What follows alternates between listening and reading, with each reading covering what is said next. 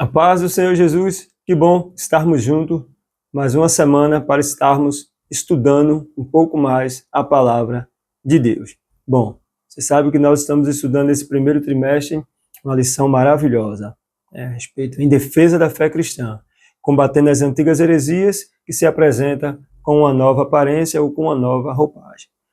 E nessa semana estamos estudando a lição de número 3, a encarnação do Verbo. A nossa leitura diária dessa quarta-feira está em Romanos 8:3. Deus enviou o seu Filho em semelhança da carne. Porquanto que era impossível a lei, visto como estava enferma pela carne, Deus, enviando o seu Filho em semelhança da carne do pecado, pelo pecado, condenou o pecado na carne. Que coisa extraordinária. O versículo de Romanos 8:3 é uma das passagens mais reveladoras da Bíblia.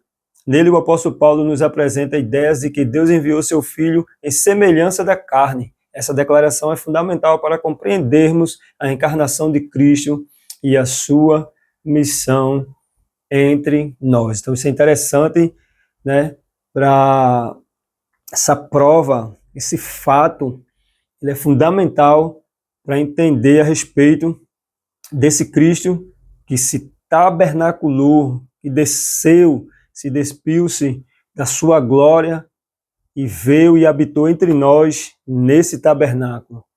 Felizmente tem aquelas seitas, aqueles grupos que não acreditam que o Messias veio em carne, mas o Messias veio em carne e habitou entre nós.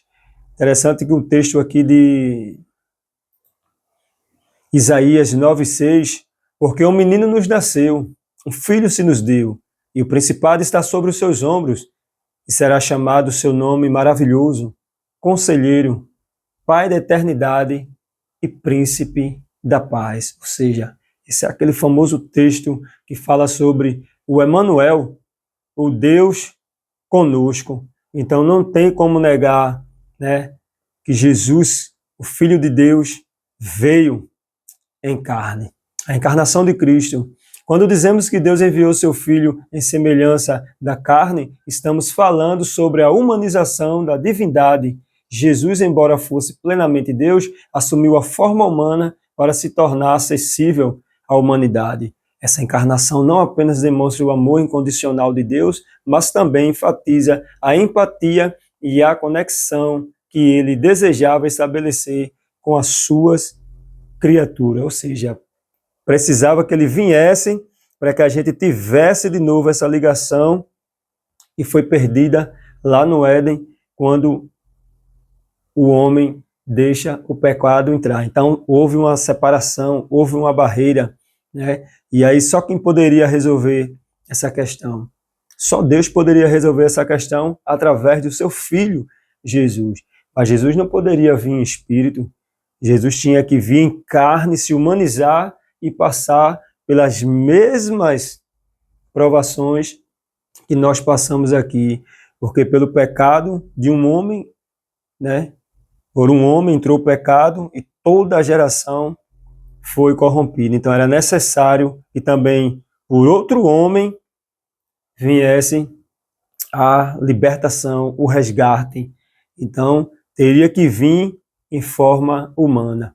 O nosso Cristo veio e nós estamos aqui glorificando a Deus Pai pelo seu Filho, Jesus Cristo. A mensagem de esperança é o que nós estamos falando. Em Romanos 8:13 encontramos uma mensagem de esperança, a ideia de que ao enviar seu Filho, Deus estava não apenas buscando nos salvar, mas também nos equipar para viver de maneira plena. A semelhança da carne mostra que Jesus experimentou as mesmas aflições e desafios que nós enfrentamos, tornando o nosso intercessor ideal. Assim podemos confiar em seu amor e compaixão diante das dificuldades da vida. Ou seja, nós temos uma esperança, porque o nosso Cristo veio em carne e passou por todas essas questões que envolvem a carne e que o homem, primeiro homem lá atrás, deixou entrar o pecado.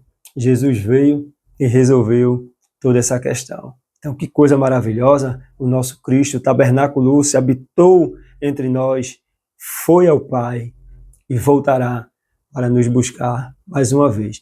Então, esse foi mais um momento, leitura diária aqui do seu EBD Cast. Te espero amanhã, nesse mesmo horário. Fica na paz.